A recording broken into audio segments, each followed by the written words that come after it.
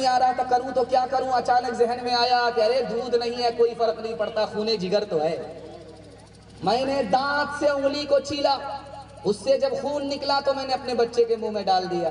جب اس سے اس کو کافی نہیں ہوا، اس کی بھوک نہیں مٹی، دوسری انگلی کو چھیلا، تیسری انگلی کو چھیلا، ایک ہاتھ کے 5 انگلیوں کو چھیلا، پھر دوسرے ہاتھ کی 5 انگلیوں کو چھیلا۔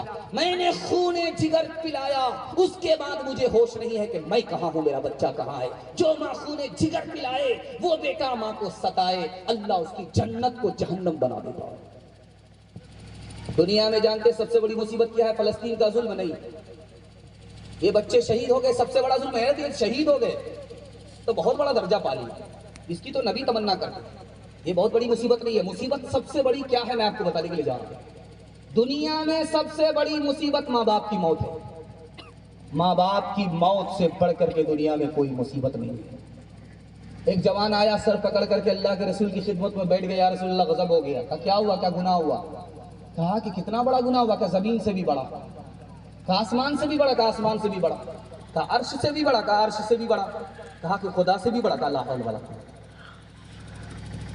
کہا یا رسول اللہ عرش سے بڑا گناہ ہو گیا، کیا ہوگا؟ کہا کہ یہ بتاؤ کہ تمہاری ماں زندہ ہے کہ نہیں؟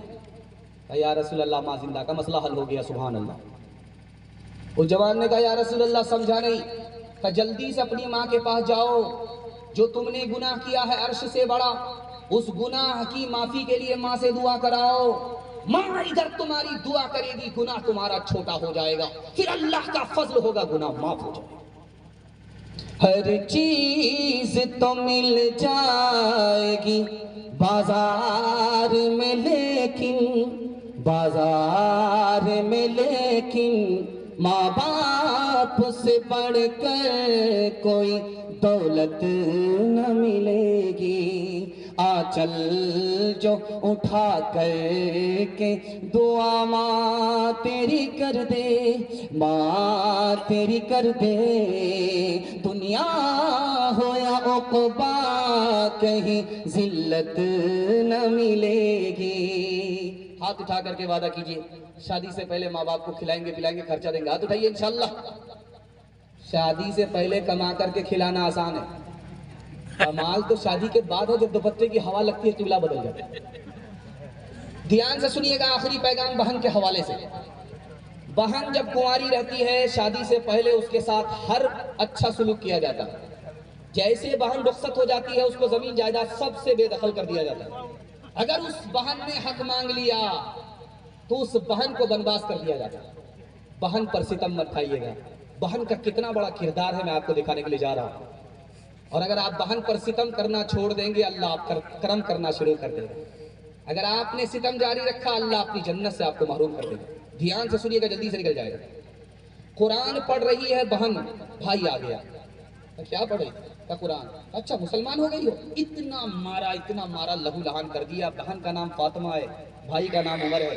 کہو عمر تو اس لیے مجھے مار رہا ہے کہ قرآن چھوڑ دے، تو مجھے اس لیے مار رہا ہے کہ اسلام چھوڑ دے، تو مجھے اس لیے مار رہا ہے کہ نبی کو چھوڑ دے۔ او عمر جان تو جا سکتی، اسلام چھوٹ نہیں سکتا۔ اب عمر ہاتھ کو روک کر کے کہنے لگے کہ آخر یہ قرآن میں کون سا جادو ہے، دکھاؤ، تم ابھی نہیں چھو سکتے، ناپاک ہو، پہلے غسل کرو۔ ادھر عمر گئے غسل کرنے کے لیے، ادھر بہن ہاتھ اٹھا کر کے دعا کرتی ہے کہ میرے پروردگار میں نے بدن کو پاک کر دیا ہے اور کفر سے تو اس کو پاک کر دے۔ بہن کی دعا کی برکت سے عمر مسلمان ہو گئے۔ ایک آدمی کی جیسے ہی شادی ہوئی بیوی کو رخصت کر کے لایا، اسی دن بیوی کا انتقال ہو گیا۔ وہ کہنے لگا میں سب سے بڑا منحوس الو ہوں، آج کے بعد کبھی شادی نہیں کروں گا۔ بہن کو پتا چل گیا کہ میرے بھائی کا ارادہ بدل گیا، دانت کھٹے ہو گئے، تحفہ لے کر کے آئے تھے، ساحل پر پہنچ کر کے کشتی ڈوب گئی۔ پہلی ہی رات بیوی کا انتقال ہو گیا، اتنا بڑا سوگ ہو گیا، قسم کھا لیا کہ نکاح نہیں کریں گے۔ بہن آ گئی، بہن نے کہا تم جوان ہو، تم نکاح کو کیا سمجھتے ہو کہ عورت ہے تو نکاح ہے، عورت ختم تو نکاح ختم؟ ارے بے وقوف تمہیں پتہ ہی نہیں ہے، نکاح اس لیے کیا جاتا کہ اولاد ہو، اور جب اولاد پیدا ہوتی ہے وہ سانس لیتی ہے، اللہ ہر سانس کے بدلے صدقے کا ثواب عطا فرماتا ہے۔ بہن کی نصیحت سے بھائی کا انکار اقرار میں بدل گیا۔ آخری مثال ہے، پیغام ختم کر رہا ہوں، دھیان سے سنیے گا۔ بہن پر ستم نہیں کرنا ہے، بہن پر کرم کرنا ہے۔ دھیان سے سنیے گا، حجاج بن یوسف کے دربار میں ایک عورت روتی ہوئی آئی، کہا میرے 3 آدمی کو تم نے گرفتار کیا، تینوں کو چھوڑ دو، میرا بیٹا ہے، میرا شوہر ہے، میرا بھائی ہے۔ حجاج بن یوسف نے کہا میرے تینوں کٹر دشمن ہیں، ایک ہی کو چھوڑ سکتا ہوں، 2 کو پھانسی پر چڑھا کر کرو، میرا آخری فیصلہ ہے، اب تمہارے ہاتھ میں ہے کہ کس کو بچاؤ، کس کو موت کے حوالے کرو۔ اس عورت نے 5 منٹ میں فیصلہ کیا، کہا میرے بھائی کو چھوڑ دو، بیٹے کو پھانسی ہو گئی، شوہر کو پھانسی ہو گئی۔ اب حجاج بن یوسف نے تڑپ کر کے کہا او ظالم عورت، تم نے شوہر کو نہیں بچایا، بھائی کو بچایا، تم نے بیٹے کو نہیں بچایا، بھائی کو بچایا، بات کیا؟ کہا او حجاج، بات یہ ہے کہ میں جوان ہوں، میری شادی ہو جائے گی، مجھے شوہر مل جائے گا، خدا مہربان ہوگا مجھے بیٹا بھی مل جائے گا، لیکن ماں باپ مر چکے ہیں، بھائی نہیں آئے گا۔